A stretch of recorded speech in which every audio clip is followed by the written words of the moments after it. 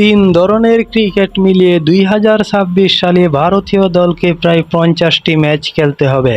স্বাভাবিকভাবেই ক্রিকেটারদের ক্লান্তি ভাবাচ্ছে বিসিসিআই কর্মকর্তাদের।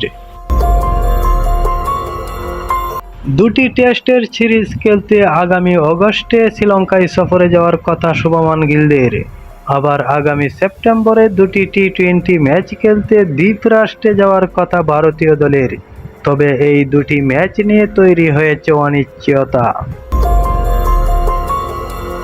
গত বছর শ্রীলঙ্কায় ক্ষতিগ্রস্তের সাহায্যার্থে ভারতীয় ক্রিকেট বোর্ডকে বিসিসিআই 3টি টি-20 ম্যাচ খেলার প্রস্তাব দেয় শ্রীলঙ্কা ক্রিকেট।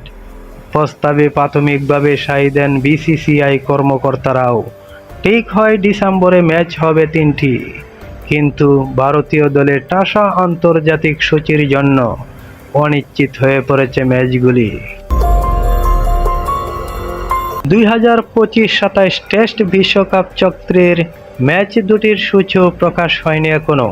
আইপিএল শেষ হওয়ার পর আফগানিস্তানের বিরুদ্ধে একটি টেস্ট খেলবে ভারত। তারপর ইংল্যান্ড সফরে যাবে সাদা বলে সিরিজ খেলতে।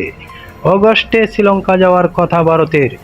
এরপর নভেম্বরে নিউজিল্যান্ড সফরে গিয়ে দুটি টেস্ট খেলবে শুভমান গিলেরা।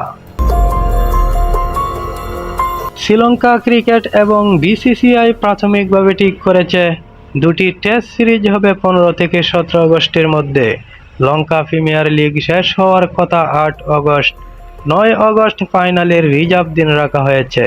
15 অগস্ট প্রথম টেস্ট শুরু হলে এক সপ্তাহ বিশ্রাম পাবে না শ্রীলঙ্কার ক্রিকেটাররা। তাই টেস্ট সিরিজ শুরুর দিন এখনো চূড়ান্ত হয়নি। তবে এই সিরিজ হওয়া নিয়েও কোনো প্রশ্ন নেই।